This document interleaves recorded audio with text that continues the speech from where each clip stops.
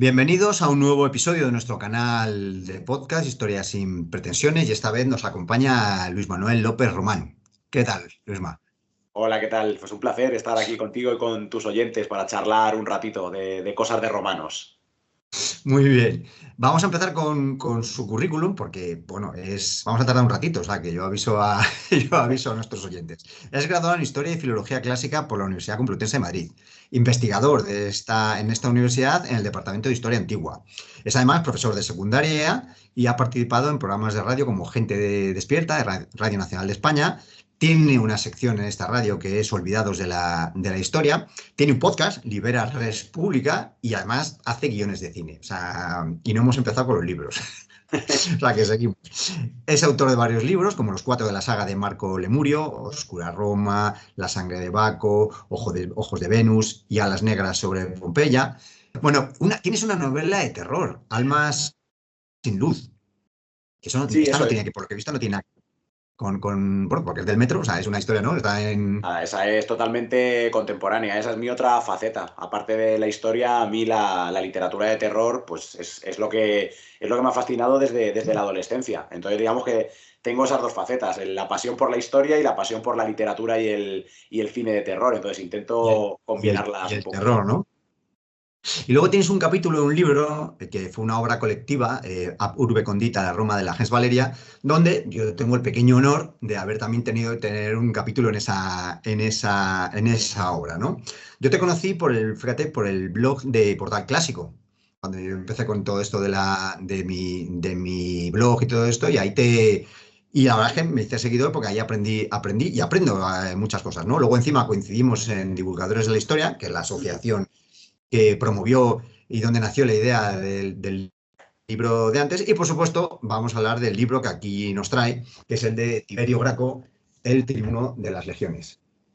Esto, aunque parece muchas hojas, te las lees en un pispás porque te absorbe desde el primer minuto. Yo ya te doy las gracias por estar aquí, te doy la enhorabuena por el libro. A mí me encantó y vamos a hablar ahora de él. Pues bueno, vamos a hablar de la figura de Tiberio Sempronio Graco, primero a través de tu libro, y luego ya hablaremos un poco más desde el punto de vista histórico Muy con los bien. hermanos Graco y sus políticas reformistas, ¿no? Lo primero que me llamó la atención del libro fue el nombre, ¿no? Porque yo siempre he relacionado a Tiberio Sempronio Graco, tribuno de la plebe.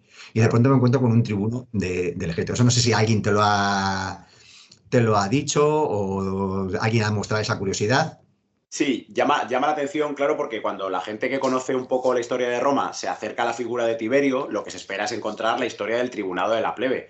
Pero claro, Tiberio Graco fue tribuno de la plebe ya con 30 y algún años, y ese personaje Ujú. tiene toda una historia anterior que Antes. es muy, muy importante. Es cuando se forja todo su carácter, toda su ideología política, y además participa en acontecimientos importantísimos, como por ejemplo pues la Tercera Guerra Púnica, la destrucción de Cartago. Luego también va a estar en Numancia como cuestor. O sea que digamos que antes del tribunado de Tiberio hay una historia que contar.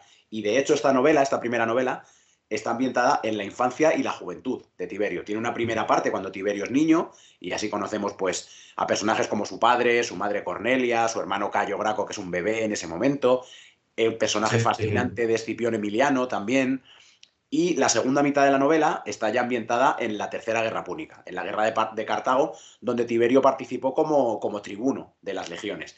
Entonces he querido, va a haber una segunda parte de la novela en la cual ya contaremos el tribunado de la plebe. Y quisimos jugar un poco con ese doble tribunado. De joven fue tribuno en las legiones y posteriormente va a ser tribuno de la plebe. Entonces seguramente el título de la segunda parte será Tiberio Graco, tribuno del pueblo o tribuno de la plebe. Y así hemos jugado un poco con esa dupla de los dos tipos de tribunos que había en la política y en el ejército romano. perfecto. Yo en esta situación, yo tenía, cuando estaba haciendo un poco el guión de esta charla, digo, me voy a atrever a preguntar si hay una segunda parte. Lo que pasa es que luego te leí una entrevista que hiciste con Federico de Divulgador de la Historia y dije, aquí está. O sea, me llevé doble alegría. Porque digo, venga, hay una segunda parte que no sé cuándo la podrás tener preparada, pero ahí estaremos pendientes. Si todo va bien, si todo va como tenemos previsto, intentaremos que para la primavera de 2025, no vamos a dejarle mucho tiempo. Vamos a ver si Bueno, entonces para está antes ahí. del verano, para el mes de mayo, por ahí, a ver si puede estar en la librería. Yo ahora mismo estoy escribiendo metido en la historia, en toda la parte. Estoy terminando la parte de Numancia, cuando ejerció allí como cuestor, y ya metiéndome de lleno en su tribunado de la plebe. Entonces estoy ahí a tope para poder trabajarlo ya con la editorial y que en primavera pues que llegue a los lectores. Eso está ahí a la vuelta de la esquina. En nada, en nada. Oye, en una novela histórica que tiene también muchos detractores dentro del sector historicista y el sector purista, ¿no? Yo creo que, bueno, y todo porque hay que meterle un poco de licencia literaria, ¿no? Que hay muchas lagunas en la vida, por ejemplo, lo acabas de decir, ¿no? En la vida de un personaje no tenemos, desgraciadamente, las fuentes de toda su vida, sino que hay partes en las que hay que echarle imaginación. Y además estas licencias históricas, joder, sirven para contextualizar a un lector no muy versado en esos personajes, contextualizarle y que sea mucho más sencillo, ¿no? Entonces yo, no sé a ti qué te parece, pero hay dos cuestiones claves. Una es el rigor en la reconstrucción histórica, o sea, vamos, que esas licencias no sean de mayor peso que la propia trama histórica, que no se coman al personaje histórico. Y por otro lado, un buen hilo argumental, ¿no? Que te enganche. Y, joder, yo creo que esos dos requisitos se cumplen con creces en el libro. No sé cómo tú ves, o si incluso tú dirías, no, y hay que tener en cuenta otro punto más. A ver, para mí, yo siempre digo que la novela histórica es como intentar terminar un puzzle del que tenemos solo unas poquitas piezas. Entonces, esas Eso piezas es. que ya tenemos no las puedes cambiar, no las puedes quitar. ¿Vale? Esas son las piezas que nos dan las fuentes históricas. Hay cosas que sabemos por las fuentes y esas el novelista no debería tocarlas, salvo que afecten a la trama de una manera muy directa y que, bueno, se puede tomar algunas licencias. ¿El novelista dónde juega? En esos espacios en blanco de los que las fuentes no hablan. Entonces, nosotros, por ejemplo, de Tiberio sabemos muy poquito de su infancia, muy poquito de su juventud, entonces tenemos mucho margen para inventar. Pero claro, tenemos que inventar siempre dentro de la lógica y la coherencia de la época. Es decir, ¿cómo pensaría un chaval de la aristocracia romana del 150 a.C.? ¿Cómo actuaría? ¿Cuáles serían sus ambiciones? Entonces, esos son los márgenes que tú tienes para moverte y para actuar. Y yo intento ser bastante precavido en eso. Siempre intento ir con mucho cuidado para no forzar demasiado, pues no traer a lo mejor a pensamientos demasiado modernos, actitudes demasiado modernas, sino apegarme mucho al espíritu de la época para reconstruir pues para reconstruir los personajes y para reconstruir un poco las tramas. Claro, es que has dicho tú ahora una cosa que es el cómo pensaría un chaval de X años en aquella Roma, ¿no? Claro, es que es muy difícil porque nuestra mente está situada en el siglo XXI y tú más encima que estás en el cole con chavales, chavalines, entonces claro, es muy complicado. Eso es un ejercicio de hacerlo con mucha calma, decir, espera, espera, que esto se me está yendo, que este no pensaba como puede pensar ahora un chaval de nuestra época, ¿no? Y respecto a la reconstrucción histórica, joder, otra cosa que me ha llamado muchísimo la atención es el perfecto conocimiento de la antigua Roma, de la ciudad, de su historia. Eso lleva un proceso de documentación que evidentemente no es, son años. Yo leí hace poco un tuit tuyo en el que mostrabas una foto con tu librería de libros, con toda la documentación que al fin y al cabo tiras tiras de ahí. O sea, que esto no es cosa de, venga, voy a escribir un libro de Tiberio y voy a coger. No, no, no, eso ahí lleva un proceso impresionante, ¿no? Eso me figuro que será lo más costoso, ¿no? Más laborioso. Claro, este libro, a ver, yo llevo dándole vueltas a una novela sobre Tiberio muchos años, pero este libro al final lo he abordado yo creo que cuando podía abordarlo, porque es lo que tú dices, hace falta mucho tiempo de lectura, mucho tiempo de familiarizarse con las fuentes. Yo ahora mismo, siempre lo digo, la gente se sorprende que yo no he visitado Roma muchas veces, yo no soy un gran conocedor de la Roma actual, sin embargo, la Roma republicana, lo que sabemos pues ahí me muevo con cierta familiaridad por esta ciudad, que además es una ciudad que no tiene nada que ver con la Roma antigua que la gente suele tener en la cabeza, porque es una Roma en la que todavía faltan casi pues, más de 2 siglos para que se construya el Coliseo. Es una Roma Por que no tiene ejemplo. teatros de piedra. Es una Roma todavía la de Tiberio, que es muy, muy diferente, a la que nosotros luego nos vamos a tener en mente gracias al cine y gracias a otra divulgación. Entonces, tienes que leer muchas fuentes, tienes que leer mucha historiografía, tienes que darle muchas vueltas, pensarlo mucho, para no caer en anacronismos. Y entonces creo que al final el haber estudiado no solo historia, sino sobre todo también filología clásica, porque haber estudiado filología clásica te obliga a trabajar mucho con los textos. Y eso te hace Claro. estar mucho más familiarizado, ya no solamente con el paisaje de Roma, sino con la manera de pensar de los romanos. Si tú quieres saber cómo Pues pensaba claro. un romano, tienes que leerte las cartas de Cicerón, tienes que leerte los discursos de Cicerón, tienes que meterte ahí de lleno. Si no, es muy complicado, porque al final los historiadores modernos, la historiografía, pues te cuenta cosas y demás, pero donde está viva esa Roma antigua es en sus fuentes, es en sus autores. Las fuentes Entonces, y originales. claro, y si además lo puedes trabajar en latín, lo puedes leer en su lengua original, ahí es donde de verdad te empapas del espíritu, del auténtico espíritu romano. Y es lo que yo he intentado hacer, tanto en esta novela como en otras de las que he ambientado en Sí, la antigua Roma. las de Lemurio, sí, sí, sí. Además Eso es. ahí en ese, incluso, en esas incluso tu descripción de la ciudad es mucho más detallada. O sea, no. Y oye, y otra cosa que a mí, por lo menos, yo a mí me ha gustado muchísimo, han sido lo que yo he llamado píldoras de historia. Es decir, tú estás narrando la historia y de pronto, pues, explicas cómo es la familia de Tiberio, explicas cómo es la familia de Cornelia, explicas y detalles sobre, por ejemplo, hay una, es cuando muere el padre, pues todo el proceso del ritual funerario o una velada que hacen en su, todo eso. O sea, Mm. a mí por lo menos me figuro que sería tu idea, pero ahí lo complicado es el insertarlas en una trama, ¿no? O sea, que no soy, porque puedes parecer un pegote, ¿no? Y tal, venga, ahora voy a hablar de la Tercera Guerra Púnica, porque sí, o voy a hablar de Masinisa y Yugurta, que Claro. también salen en el... Entonces, ahí me figuro que lo difícil es, y venga, aquí lo meto, ¿cómo lo engancho, no? Claro, tienes que tener muy claro que la trama es lo más importante, que al final lo que estás escribiendo es una novela, no es un ensayo. Entonces los que se van a acercar a tu libro no están buscando un ensayo sobre historia de Roma, están buscando una novela, con una trama, unos personajes desarrollados, algo que le enganche, que le proporcione un disfrute a nivel estético también y que le entretenga. Entonces, claro, cuando todos estos elementos más puramente historiográficos los tienes que meter a través de la trama. Si no, si lo que haces son grandes discursos y te sales de la trama, o eres Humberto Eco o uno de estos maestros que están ya consagrados y se lo pueden permitir, o vas a tener un problema porque te estás saliendo de la novela y el Claro. lector no te lo va a permitir, le sacas de la historia.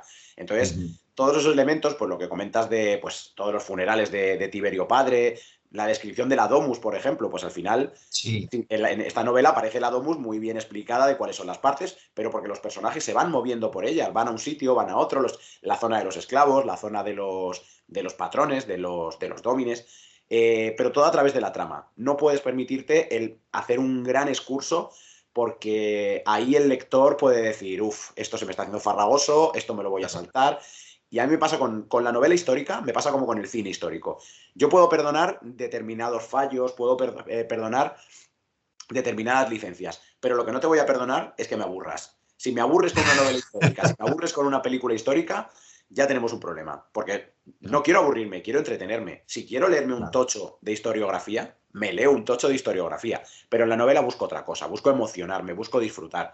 Y eso es lo que he intentado. Ser muy fiel a las fuentes, ser muy fiel a la historiografía, pero al mismo tiempo todo esto hilvanarlo dentro de una trama que lleve al lector, que le acompañe y que le haga disfrutar y que le haga que le apetezca pasar la página y continuar con la historia. No, pues esas píldoras, como ya las llamaba, o sea, las píldoras de historia son pequeñas clases, no, están perfectamente insertadas en la trama y al final, bueno, pues las lees de gente, yo me figuro que hay gente que no está muy familiarizada con todo el mundo romano, ya en plan detalle, pues esto lo tiene que agradecer porque no rompe el hilo, ¿no? No. Yo, por ejemplo, una de las cosas que mi duda era, "Jo, ¿y qué será ficción y qué será ficción y qué será realidad, ¿no? O sea, qué será...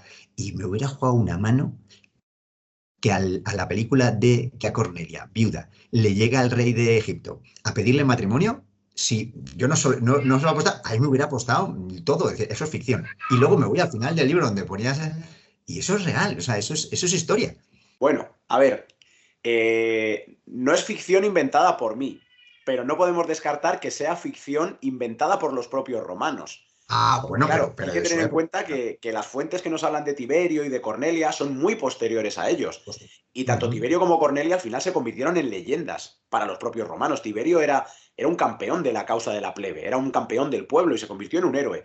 Y Cornelia también. Cornelia era el modelo en el que todas las mujeres romanas hasta época imperial, en el que ellas se miraban, era su espejo de virtud femenina. Entonces, claro, se inventaron muchísimas historias, tanto de uno como de la otra.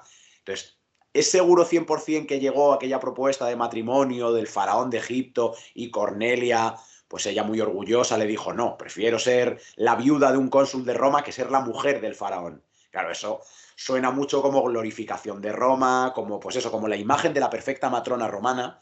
Eso es. ¿Hay una historia real ahí? No lo sabemos, pero Ahí desde luego no me la he hay un tinte inventado de, yo. Si se la han inventado, se la inventaron los propios romanos.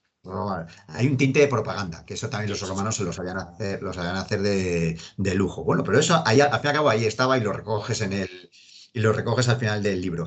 Lo que sí, bueno, ya lo has comentado, sobre la infancia de Tiberio hay muy pocas fuentes, ¿no? Ahí has tenido que echar mucha imaginación histórica para conformarlo todo, pero eso sí, muy coherente, o sea, porque es lo que decías antes, es pintar a un chaval de 10 12 14 años Sí, en aquella Roma que no tiene nada que ver con el chaval de los 10 12 14 años que tenemos aquí ahora mismo del siglo XXI con sus maquinitas y su forma de pensar.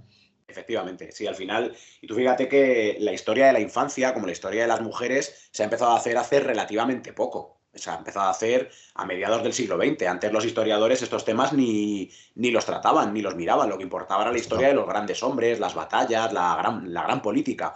Entonces, la Ujú. historia de los niños es una cosa que se empezó a hacer a mediados del siglo XX y que tiene pues una tradición relativamente corta. Y sin embargo es importantísimo porque al final, joder, las mujeres, niños, esclavos constituían la inmensa mayoría de la población Claro, la vida. en la antigua Roma. Ujú.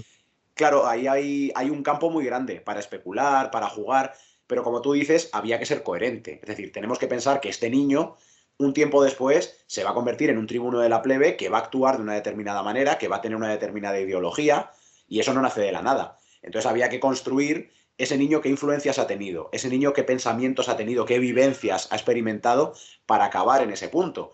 Y es un poco lo que yo he intentado hacer, dotar al Tiberio Graco de la historia, al que conocemos, dotarle de una infancia coherente con ese final que va a tener. Y la verdad que ha sido muy, no sé, lo he disfrutado mucho el poder jugar con esa reconstrucción, porque claro, al final me ha dado un poco de rabia porque yo, acostumbrado, como tú has dicho, a las novelas de Marco Lemurio, claro, Marco Lemurio vive en la subura, se va por los barrios, pasea por donde quiere de Roma, pero claro, a un niño de la aristocracia no te le puedes llevar a la subura y meterle en tabernas y en prostíbulos y demás. Entonces, con esta novela me queda un poco con las ganas de bajar otra vez a esa Roma más de los barrios, más de los callejones, pero claro, Tiberio no me permitía ir a esos sitios. Tiberio no, pero Pertinax sí te lo ha Claro, facilitado. por eso he mandado a los esclavos, Ahí no porque has podido necesitaba, yo digo, resistirte, no ¿no? puede haber una novela mía sin tabernas. ¿A quién puedo mandar? A los esclavos.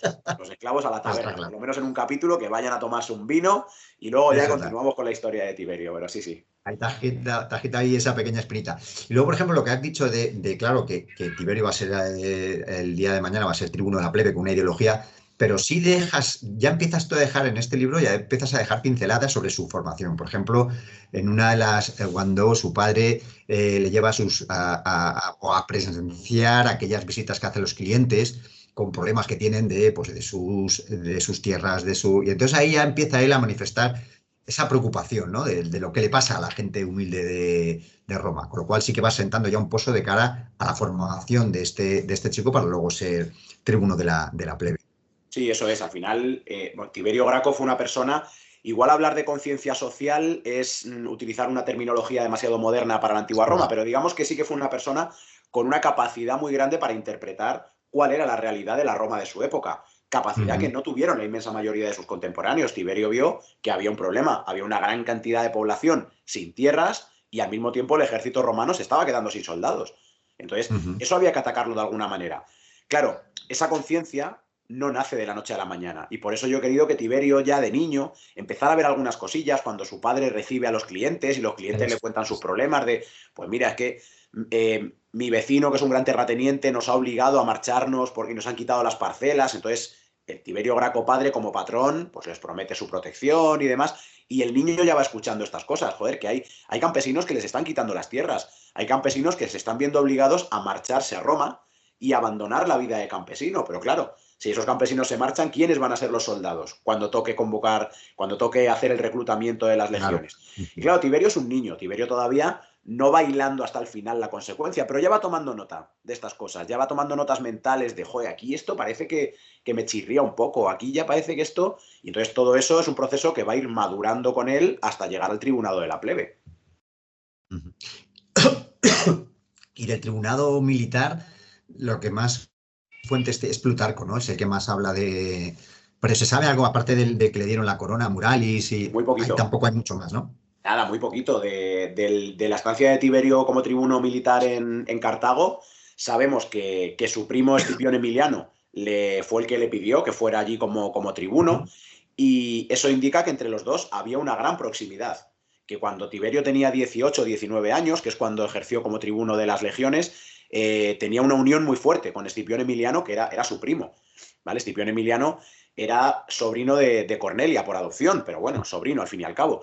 Y entonces Tiberio Graco va a combatir en Cartago, comparte la tienda de campaña del cónsul, de Escipión Emiliano, y eso quiere decir que, bueno, él tuvo acceso no solamente al propio cónsul, sino a las reuniones del Estado Mayor, a toda la La planificación de estrategia. las estrategias. Y estamos hablando de un chaval de 18 o 19 años, ya reunido con los grandes hombres militares de su época. Y Sí, con los sabemos también, legados. Todo. claro, claro, Ujú. y sabemos también que fue el primer oficial que tomó la muralla de Cartago y por eso le concedieron la corona Muralis. Más allá de eso Ujú. no sabemos nada. ¿Qué pasa? Que de la Tercera Guerra Púnica sí sabemos más cosas, porque Apiano, otro Claro. autor, nos cuenta cosas. ¿Qué es lo que he hecho yo? Coger la información de Plutarco, coger la Sí. información de Apiano, mezclarla y meter a Tiberio en acontecimientos que nos cuenta Apiano, pero que no sabemos si Tiberio estuvo ahí o no. Entonces, Bueno, jugando un poco con eso, hemos reconstruido esa Tercera Guerra Púnica. es lo, es lo que decías tú, ¿no? Lo del puzzle. Tengo un puzzle, pero evidentemente Eso no me es. han vendido todas las fichitas. Entonces, todas las piezas. Entonces, tengo que ahí meter. No, perfectamente encajado. Y ya, hablando ya propiamente de historia, ya la destrucción de Cartago, ya Catón había muerto ya, pero vamos, en su tumba estaría satisfecho con aquel Cartago de Lendaés que Efectivamente, insistía. sí, sí. Entonces, eso es un momento, es un punto de inflexión, ¿no? O sea, en la finalización de la Tercera Guerra Púnica, la conquista de Cartago, eliminar a su... Eso es un punto de inflexión en la historia de Roma, o sea, es un antes y un después. Claro, eso es en el 146 a.C., que hay que recordar que no solo se destruye Cartago, también se destruye Corinto en ese mismo año. Entonces es el eje a partir del cual Roma ya no va a tener rival en el Mediterráneo occidental. Cartago ha sido destruida, Roma ya es la señora absoluta del Mediterráneo occidental. Y la destrucción de Corinto supone ya la humillación definitiva de Grecia y la De Grecia. apertura definitiva a que Roma empiece a comerse al resto de reinos helenísticos. Entonces es un momento crucial. De hecho, los propios autores romanos, como Salustio, por ejemplo, consideraban el 146 el principio del fin de la República Romana. Porque, claro, Claro. los romanos consideraban que Roma había sido muy grande y la virtud de los romanos había sido muy sólida mientras habían tenido grandes enemigos. En el momento que esos grandes enemigos habían desaparecido y había llegado ya el lujo, la molicie, ahí ya Roma había empezado a degenerar, había empezado a surgir ya las semillas de las guerras civiles. Entonces, fíjate hasta qué punto para ellos el 146 era importante, que ponían ahí el inicio Final. de lo que para ellos fue la crisis de la República. Claro, y ahí es un poco, ¿y ahora qué, no? Ya lo hemos conseguido todo, ¿y ahora Claro, qué, claro. qué tenemos que hacer? Bueno, pues se la buscaron bien Sí, para, sí. para continuar. Oye, ya centrándonos en los hermanos Graco, Ujú. yo tengo un blog desde el año 2018, ¿no? Y uno de los primeros posts que hice fue precisamente sobre los hermanos Graco, porque ya en la carrera me llamaron mucho la atención y me gustaba.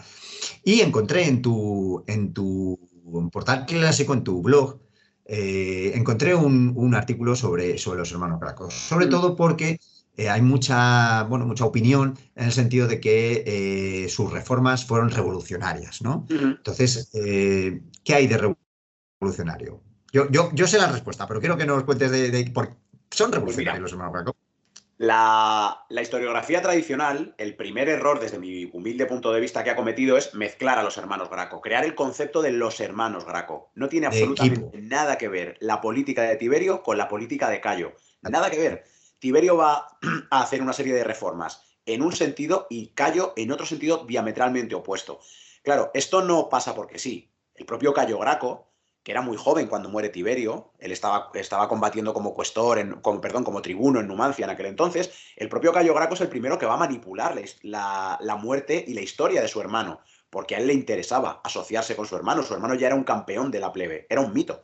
Entonces el propio Cayo Ujú. Graco va a empezar a decir, no, yo soy el continuador de mi hermano Tiberio, yo soy el heredero de Tiberio. Y los historiadores modernos han seguido un poco esa estela y han creado ese concepto de los Graco. Para mí es Del erróneo. tándem, ¿no? Del Sí, tándem. eso es. Para mí es erróneo, porque es que si analizas por separado la política de uno y de otro, vemos que son muy diferentes. Entonces, mira, si nos centramos en Tiberio, para mí Tiberio no tiene absolutamente nada de revolucionario, porque Tiberio se encontró con un problema, y es, Roma necesita soldados, y los soldados romanos salen de los campesinos con tierras. Cayo Mario, décadas más tarde, lo que va a decir es, bueno, voy a cambiar el sistema, a partir de ahora recluto a la gente, tenga tierras o no. Eso sí fue revolucionario, pero la idea de Tiberio Graco no fue esa. La idea de Tiberio Graco es, pues lo que voy a hacer es repartir tierras a los ciudadanos que no las tienen para que el ejército siga teniendo soldados.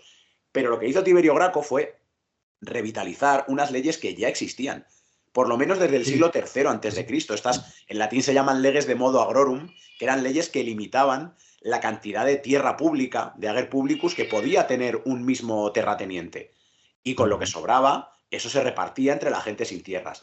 Entonces, Tiberio Graco en este sentido no fue para nada un revolucionario, fue un político profundamente conservador. Lo que Tiberio quería era que la república volviera a sus estructuras más antiguas. Claro, y luego, desde el punto de vista del tribunado de la plebe, hay quien dice ahí, no, pues aquí sí que Tiberio fue un revolucionario porque le quitó a Octavio, al otro tribuno de la plebe, le quitó los poderes, cuando él puso el veto a la ley agraria y demás.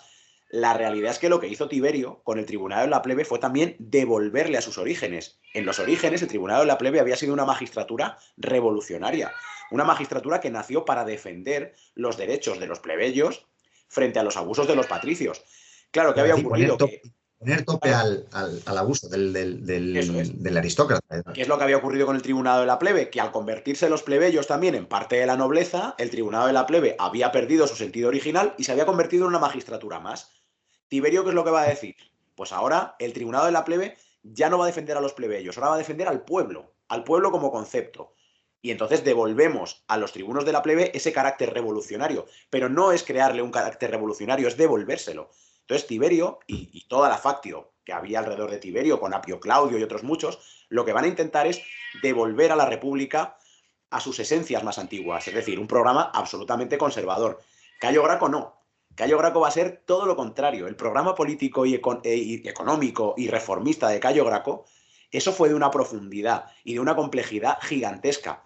Que el programa de Tiberio Graco fue nada, una niñería en comparación con todo lo que pretendió Cayo Graco. Entonces, el programa de Cayo Graco sí que fue muchísimo más profundo. Y sin embargo, fíjate que la historiografía ha puesto mucho más el foco en Tiberio que en Cayo Graco. Y de Cayo Graco se ha escrito muchísimo menos. Y Cayo Graco presentó muchísimas más leyes. Entonces, primer error, mezclar a Tiberio y a Cayo. Y segundo, darle a Tiberio un carácter revolucionario que nunca tuvo, desde mi punto de vista. Luego aquí hay historiografía para todos los gustos. Claro. Pero además cuando hablamos de revolución, que ya para empezar es un término bastante actual, ¿no? O sea, siempre pensamos en algo que va contra el sistema. Y en este caso Tiberio no iba contra el sistema, o sea, no quería borrar el sistema y hacer uno nuevo. O sea, es que lo que dices tú es volver atrás y decir, oye, esto tradicionalmente era así. O sea, que fíjate que hemos pasado de esa versión revolucionaria a esa versión tradicional, ¿no? Del personaje. También es verdad que no sé si tiene algún efecto muchas veces el cometer el error que conscientemente cometemos muchas veces, y es pensar en aquella época con los ojos del siglo XXI, ¿no? Aquella época ellos vivieron una sociedad muy polarizada, los optimates frente a los populares, o sea, el dinero frente a los pobres, por decirlo de alguna forma, y eso muchas veces asimila a lo que puede ser, ¿no? Esas diferencias económico-sociales, ¿no? Y entonces, bueno, pues ya nos estás contando tú que no es exactamente esa versión del rico contra el pobre y el pobre contra el rico, ¿no? Claro, tú fíjate que incluso la división de optimates y populares a mí no me gusta nada de nada de nada. Me parece que también es una visión que está muy, muy consolidada, pero que realmente nos lleva a pensar que Roma funcionaba como dos bloques, como que había dos grandes partidos que se enfrentaban. Por un lado los populares, que defendían así la causa del pueblo, eran más progresistas, y por otro lado los optimates, que defendían la causa del Senado, lo tradicional. Es verdad que Cicerón ya habla un poco de esto, pero realmente esto de optimates y populares, esto lo encontramos consolidado en el siglo XIX. En el siglo XIX los historiadores británicos, alemanes, al final lo que intentaron fue llevar a Roma el sistema político que ellos conocían. En la Inglaterra del XIX, que teníamos dos grandes partidos, conservadores y liberales. Y eso, claro, al final lo llevas a la antigua Roma y sacas los populares y los optimates. Pero la política romana era mucho más complicada. Era una política que más que dos bloques, era una política de redes. Era una política en la que se entretejían ahí las alianzas, las amistades. alianzas que además se rompían, se volvían a tejer. Es mucho más complicado que una política de bloques. Entonces, a mí lo de optimates y populares, que hay muchos historiadores que lo siguen defendiendo a capa y No, espada, no, me parece de una y eso, limitación enorme, porque es que, claro, tú luego piensas en políticos, dices, vale, ¿y dónde ubico a Pompeyo? Entonces, ¿Pompeyo qué era? ¿Era popular? ¿Era optimate? Y dicen, no, Craso no de los populares. Craso de los populares, un tipo que se hizo rico en la época de Sila, que fue un hombre sí. profundamente conservador toda su vida. Es muy complicado. Entonces, muchas veces no encaja en esa idea de los optimates y los populares. Por mucho que Cicerón en sus discursos hable de esto, pero claro, al final es una simplificación. Entonces, a mí lo de optimates y populares no me termina de chirriar. Algún día me animaré, a ver si escribo algún día un libro de historia o de la crisis de la República y suelto todo esto en una Eso ya obra es un un poco ensayo, densa. que eso ya es un ensayo, o sea, Sí. puro y duro. Oye, Algún y día acabas de decir, daremos el salto. y acabas de mencionar un tema que también tratas muy bien en el libro, ¿no? Es el tema de las redes clientelares, ¿no? Por ejemplo, tú sitúas a a Tiberio en una duda existencial, ¿no? Por un lado, está prometido a la hija de Apio Claudio, que es de una factio, pero por otro lado, su primo está prometido a su hermana, que es de otra factio, totalmente distinta, y ahí sí que reflejas perfectamente, pues, eso que acabas de decir, ¿no? Que no era una cuestión de partidos o de como lo entendemos ahora, sino que eran redes clientelares y grupos que se entrelazaban unos con otros. Y cómo su padre supo manejar muy bien navegar entre dos aguas, ¿no? Y Tiberio pues dice, joder, yo no soy capaz de... De hecho, se decanta ya en el propio Claro. libro, ya hay un momento en que se acaba decantando definitivamente, ¿no? Sí, ahí eso es una de las cosas que he tenido que buscar la coherencia dentro de la novela, porque claro, nosotros sabemos que cuando Tiberio es tribuno de las legiones, es muy cercano a Escipión, porque es que comparten tienda Claro. de campaña durante la guerra. Eso no lo hace alguien, por mucho que sea su primo, eso no lo hace cualquiera. Entonces, cuando Tiberio tiene 18 años, es muy cercano a Escipión. Y de hecho, Escipión se casa con su hermana, con Sempronia. Pero claro, Tiberio está prometido con Claudia, con la hija de Apio Claudio, que es el gran enemigo político de Escipión Emiliano. Escipión. Y de hecho, claro, luego, después de la Tercera Guerra Púnica, tenemos un salto en la biografía de Tiberio, y no sabemos nada, bueno, quitando un poquito que sabemos de que estuvo en Numancia y demás como cuestor, no sabemos nada hasta el tribunado y hasta su asesinato. Y sabemos que cuando mataron a Tiberio, la respuesta de Escipión fue un poco menos, pues él se lo ha buscado. Si él ha hecho Sí, esto, bien muerto está. Entonces, claro, tenemos que explicar qué ha pasado. ¿Cómo se ha convertido ese primo cercano que le elige para compartir la tienda, que le elige como tribuno para combatir junto a él? Y de repente, 12 años más tarde, está justificando su asesinato, incluso aplaudiendo su asesinato. Algo ha tenido que ocurrir. Entonces, eso lo he tenido que llenar en la novela, pues ¿no? con esas historias de enfrentamientos, de celos, de luchas entre las facciones, de por un lado la facción de Escipión y por otro lado Apio Claudio, y Tiberio atrapado en medio, porque su padre le había buscado alianzas por las dos partes, pero claro, esas alianzas son muy difíciles de continuar con ellas. Y Tiberio al final va a tener que optar por una de ellas. Y obviamente sabemos que cuando es tribuno de la plebe, la ley agraria de Tiberio va a ser desarrollada por la factio de Apio Claudio. Apio Claudio en ese momento Correcto. era el príncipe del Senado, era el senador con más prestigio. Mucio Scévola era el cónsul en el 133 cuando Tiberio es tribuno y también era muy cercano a Apio Claudio. Entonces, obviamente Ujú. Tiberio se alejó de la familia de los Escipiones y se acercó más al grupo de los Claudios. A su Claro, suelo. ¿cómo pasó eso? ¿Por qué pasó eso? Pues ahí está la novela para intentar explicar, especular y jugar un poco con la imaginación. Pero ves eso cuando empieces la otra, cuando ya hay un pozo ahí, que dices, bueno, pues la enemistad venía, bueno, basado en los celos y en todo esto, pero sí, ahí está claro cuál es el distanciamiento. Cornelia tampoco le hace mucha gracia a su sobrino, a su sobrino adoptivo. No tiene en el libro, por lo menos dejas ahí fases de libro en el que Cornelia no le mira con cierto recelo. Mira, Cornelia es un personaje, es una ladrona de escenas. Cornelia es un personaje que ha estado a punto de robar el libro completo. Porque cuando me ponía a escribir sobre Cornelia, me tenía que recordar a mí mismo, ¿no? Que esto se llama Tiberio Graco, no se llama Que no es la Cornelia. protagonista. Claro, no es la protagonista, pero es que es un personaje tan fascinante que es que te engancha, te engancha. Y claro, sabemos que Cornelia al final era la hija de Escipión el africano, era la hija del gran Escipión. Y ella era una mujer extremadamente orgullosa. Por eso se va a convertir también ella en una leyenda posterior. Bueno, Cornelia va a ser la primera mujer a la que los romanos le van a dedicar una estatua. La primera mujer mortal. Los romanos habían dedicado Sí, sí. estatua a las diosas, pero la primera mujer mortal que va a tener una estatua en Roma levantada con dinero público va a ser Cornelia, la madre de Tiberio y de Cayo Graco. Es la primera mujer de la que conservamos escritos. La primera mujer que escribió unas cartas que tenían tanto prestigio, esas cartas, que es que se copiaban y se publicaban, y conservamos algunos fragmentos. Es verdad que se dice que a lo mejor no eran de Cornelia, que pueden ser invenciones posteriores, pero si son auténticas, es el primer testimonio de una obra literaria, en este caso epistolar, escrita por una mujer. Entonces, Cornelia es un personaje impresionante que se merece su propia novela. Bueno, ya solo lo lanzo para si alguno se quiere lanzar. Y claro, de Cornelia sabemos que a ella, por ejemplo, le daba muchísima rabia que cuando paseaba por Roma se refirieran a ella como la suegra de Escipión. Claro, Escipión Emiliano se había casado con su hija, con Sempronia. Decía, por ahí va la suegra de Escipión. Y ella decía, ¿cómo que la suegra de Escipión? A mí me tienen que conocer como la madre de los Graco. Mis hijos tienen que ser tan grandes que eclipsen a este señor, que eclipsen a mi sobrino. Y finalmente lo van a conseguir. Hoy en día, pues Tiberio y Cayo Graco creo que tienen un peso en la historia de Roma, bueno, si no superior, desde luego igual al de Escipión Emiliano, y Cornelia pasó a la historia como la madre de los Graco, que era lo que ella quería. Era lo que ella quería, ¿no? Era Sí. la hija de Escipión el africano, la mujer del primer Tiberio Sempronio Graco y luego la... Hombre, yo lo que, después de haber leído dentro de mis limitaciones, haber leído mucho sobre ese periodo de Roma, al final la historia sí posiblemente ponga a los Graco por encima de Emiliano, de Escipión Emiliano. Y tenemos en cuenta que es un personaje que destruyó Cartago, que conquistó Numancia. O sea, que vamos a ver que no estamos hablando de alguien que hizo dos cositas y ya está. O sea, Sí, que es el verdad. peso de los Graco. Sí, es verdad que Escipión Emiliano también es un personaje que no ha tenido luego mucha fortuna a nivel conocimiento popular, porque joder, al final eso es el tío que destruyó Cartago, es el tío que destruyó Numancia.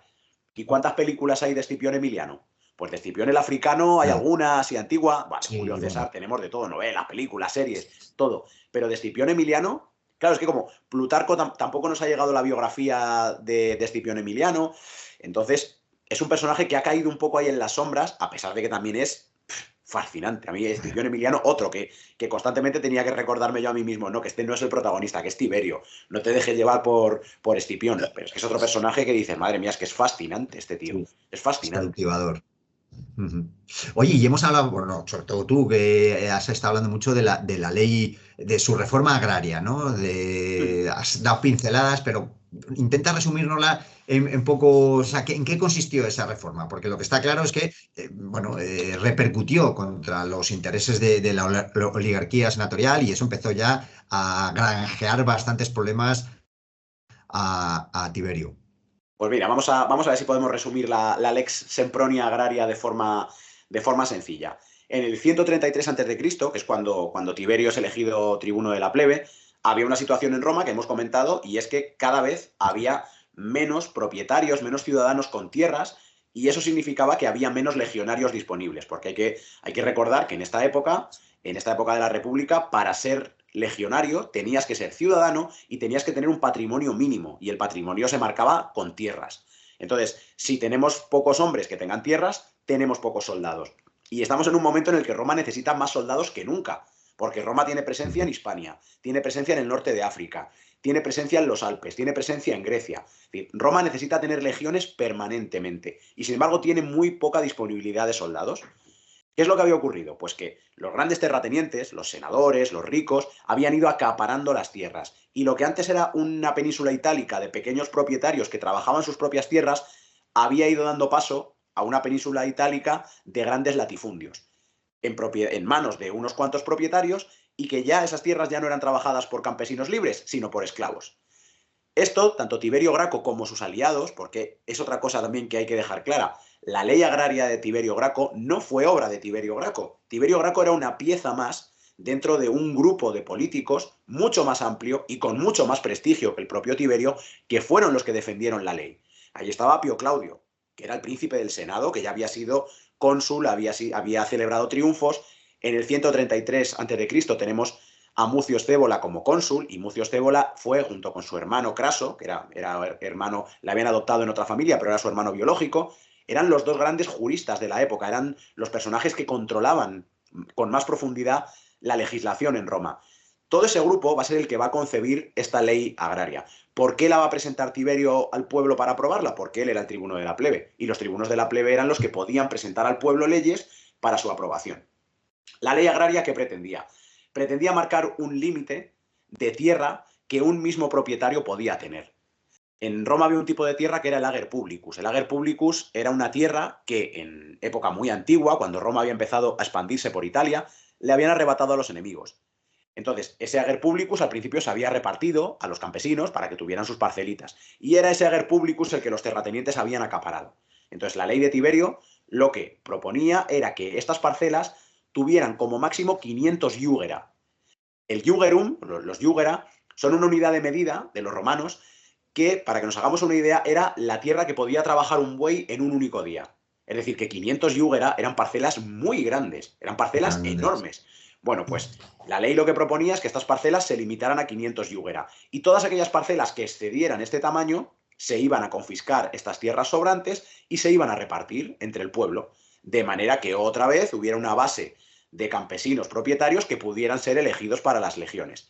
Claro, ¿qué es lo que va a ocurrir? Que los senadores, que eran los que poseían esas tierras, se van a oponer a la ley. Los senadores decían, sí, bueno, esto está muy bien de necesitar soldados, pero yo no voy a pagar el pato. Entonces se van a oponer a la ley de Tiberio con muchísima fuerza, hasta el punto de que, bueno, van a empujar a Tiberio a una radicalización cada vez mayor y al final, de hecho, le van a asesinar a Tiberio. Pero básicamente la ley era eso lo que contemplaba.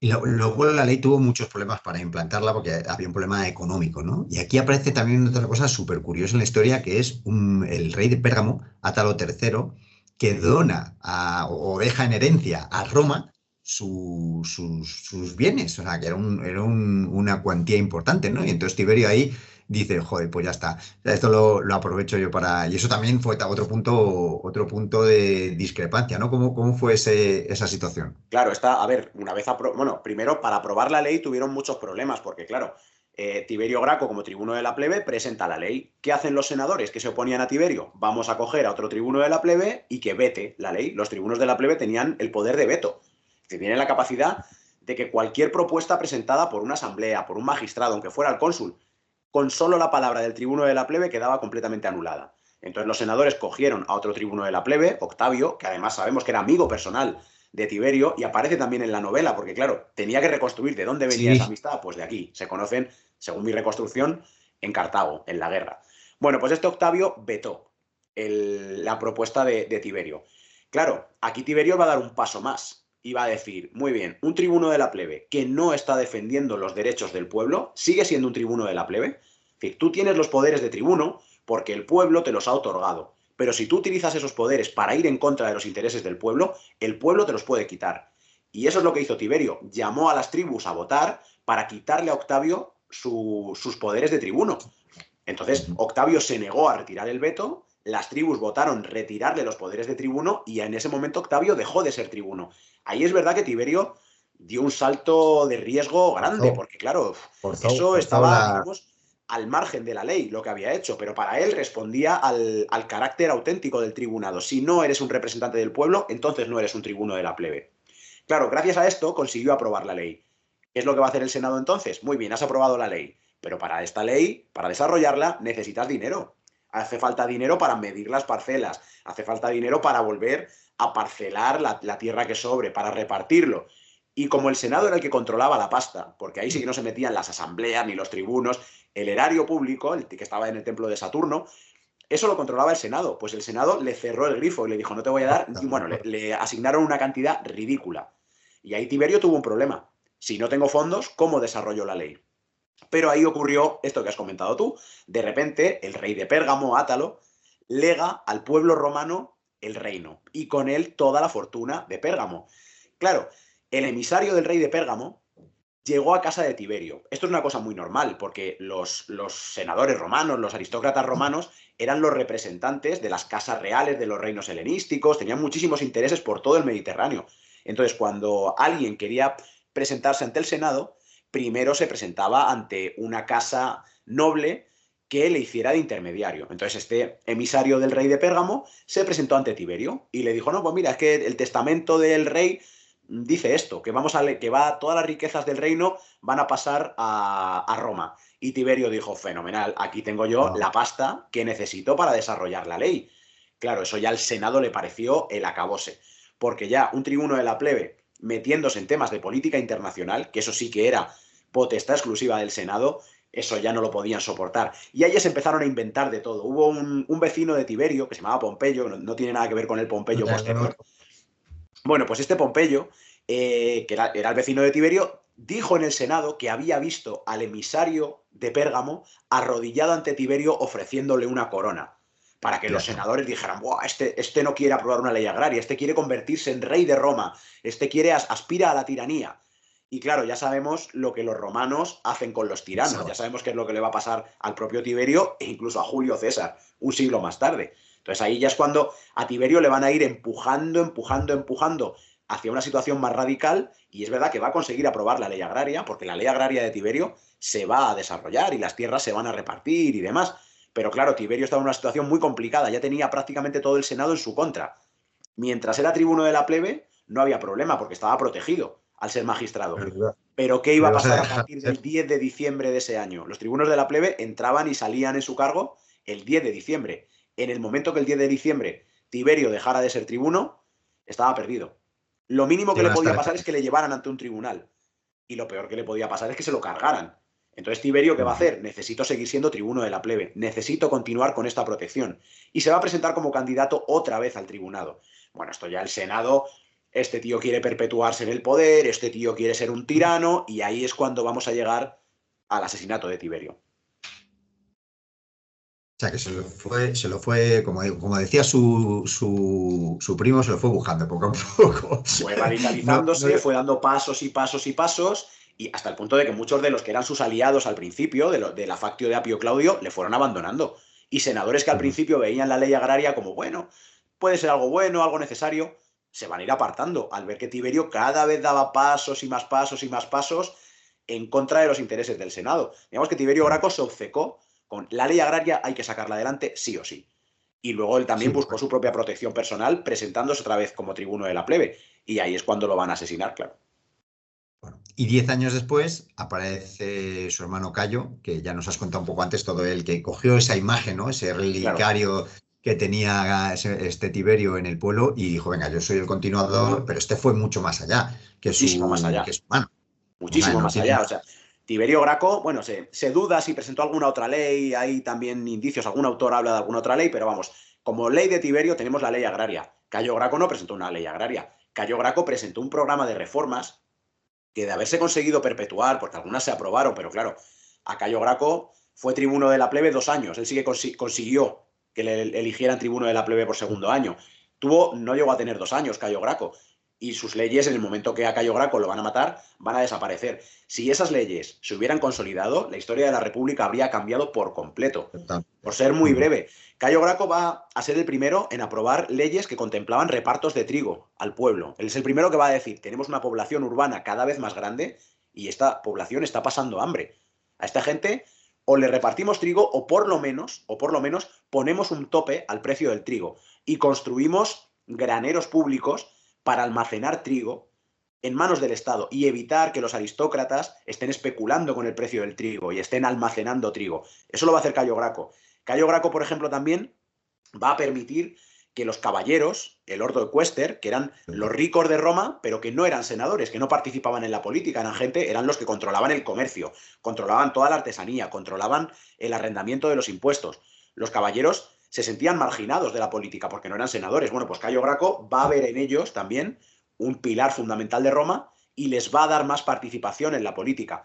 Cayo Graco va a proponer una ley de ciudadanía para los itálicos. Los itálicos eran los aliados de Roma que habían sido conquistados por Roma, habían sido sometidos y que en este momento pagaban impuestos, aportaban hombres al ejército y no recibían a cambio prácticamente nada. Entonces tenemos a decenas de miles, centenares de miles de hombres en toda Italia cabreados con Roma y deseando levantarse contra Roma. Cayo Graco esto lo vio y dijo, a estos señores les tenemos que conceder algo, les tenemos que dar una ciudadanía por lo menos parcial. Claro, no lo va a conseguir.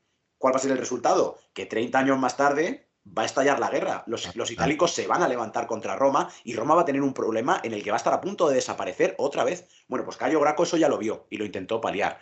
Y así muchísimas cosas más. Es decir, el programa reformista de Cayo Graco fue impresionante, fue impresionante. Demostró Cayo Graco una visión, una manera de entender el imperio, una manera, y hablo del imperio en toda la extensión, es decir, todavía estamos en época republicana, todavía no estamos en ese periodo que Sí, se ha claro, llamado el todavía. imperio, pero Roma ya era un imperio.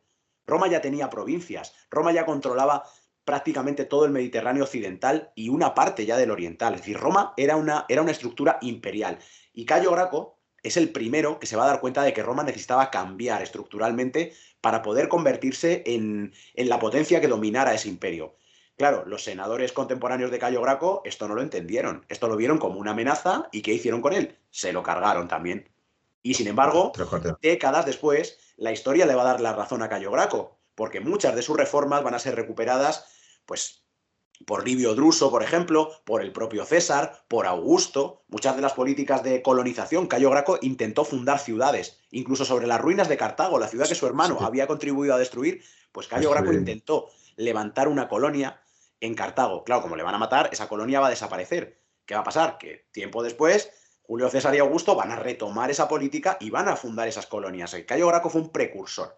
¿Verdad? Yo en la novela me he centrado en Tiberio, Cayo es todavía un niño y luego ya en la segunda parte es un poco mayor, pero Cayo Graco está pidiendo una novela a gritos. Cayo Graco, vamos, en cuanto acabemos con Tiberio, yo no sé si la siguiente o dentro de 2, pero Cayo Graco pide su propia novela porque es que es un personaje que no, que tiene, se la merece, se la merece.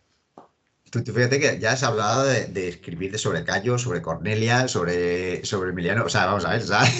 Sí, sí, sí, claro, Te claro. has asegurado ya los próximos 15 años escribiendo la novela de. Oye, pero lo que has contado, o sea, que lo tenía apuntado, pero lo has contado con tanta fluidez y con tanta pasión, es eso. O sea, que al final su hermano, o sea, fue mucho más, dio un paso más firme hacia adelante. Al final, ¿cómo decirlo? La luz de sus proyectos se vieron cuando ya él había fallecido años después.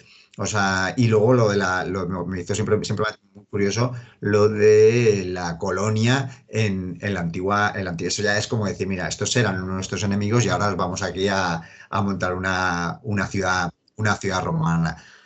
Chicos, Claro, tú yo no fíjate, sé ya, fíjate o sea, qué visión comercial de decir, sí, vamos a ver, sí, tenemos aquí un sitio que tiene un puerto natural impresionante, estamos aquí en un enclave privilegiado en el norte de África estratégico. y vamos a dejar esta Mm. tierra vacía.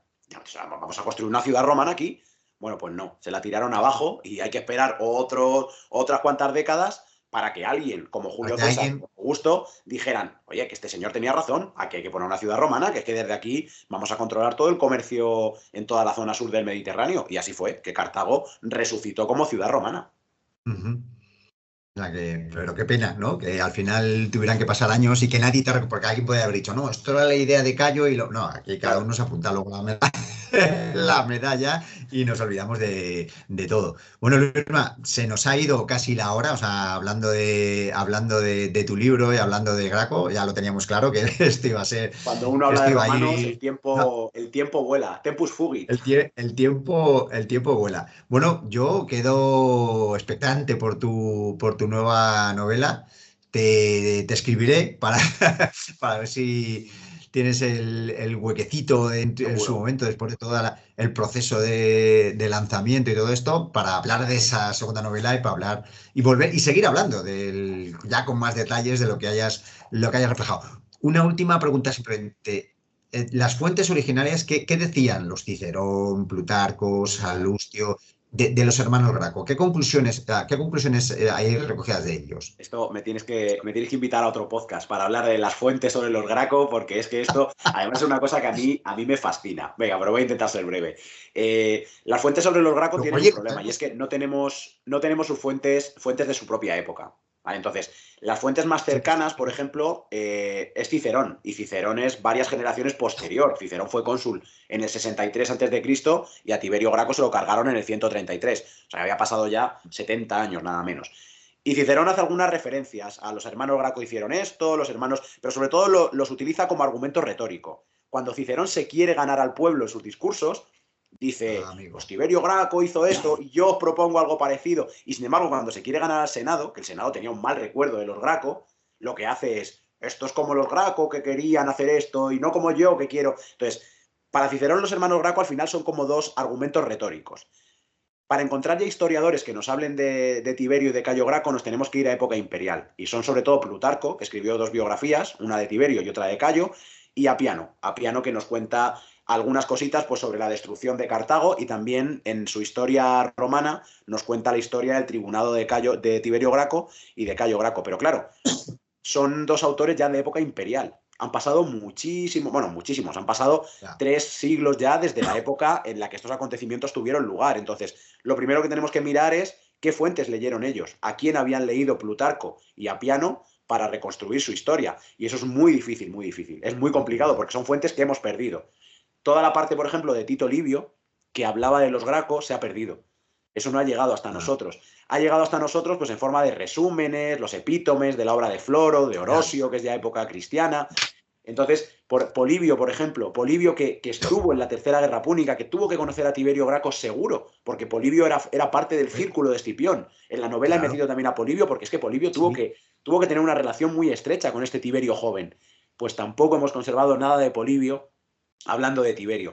Entonces, es un poco complicado el tema de las fuentes para reconstruir la historia de los Graco. Entonces, al final es eso, 4 pinceladitas de Cicerón y sobre todo Apiano y Plutarco. O si no, fuentes ya mucho más tardías con un valor pues ya más discutible. Ya, sí, que ya ahí entramos en una situación de conjeturas, ¿no? Y de especulaciones.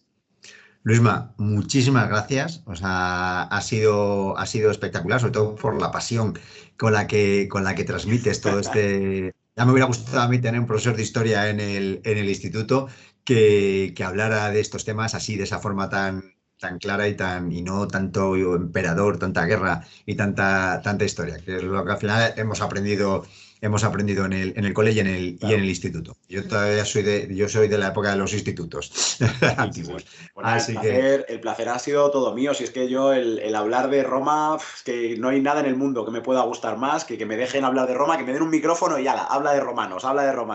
A mí con eso se me pasa el tiempo volando y creo que en el tono de mi voz seguro que los oyentes han notado la pasión con la que vivo esto, porque la verdad es que me fascina el mundo romano, me fascinan las fuentes, me fascina la sociedad romana, me fascina la política romana.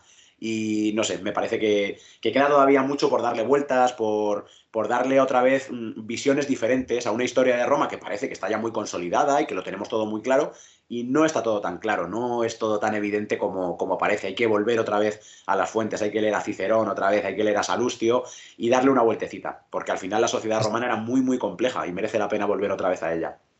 Claro, pero yo creo que en el mundo que vivimos vamos a lo fácil, a simplificarlo. Entonces, claro, utilizamos muchos conceptos y muchas que al final, pues lo que tú estás diciendo es trabajar en profundidad, investigar, y eso, claro, eso ya últimamente no, lo que queremos son réditos rápidos de triunfo. Vivimos en la época TikTok en la que todo lo que no sea un vídeo de 1 minuto, pues es ya mucho texto, como dicen los chavales. Y por desgracia la historia no es así. La historia necesita mucho texto y necesita muchas horas de lectura y muchas horas de pensar y muchas horas de volver otra vez a leer. Entonces la historia es una ciencia pausada, es una ciencia que necesita tiempo, necesita espacios y necesita pasión también. Entonces yo encantado, porque al final es lo que me mueve y es lo que me hace que se me acelere el corazón todavía hoy. Pues oye, muchísimas gracias, Luisma. Ha estado espectacular. O sea, y bueno, ya emplazarte a la primavera o final de primavera, cuando ya hayas acabado con todo el proceso de lanzamiento, pues a sentarnos otra vez y hablar otro ratito de estos romanos tan curiosos como fueron los hermanos Sempronio Carraco. Fenomenal. Muchísimas gracias. A ver si las novelas llegan a mucha gente y así podemos estar muchos años escribiendo y muchos años hablando en tu podcast de romanos. Muy bien, muchísimas gracias. Muchas gracias, Antonio.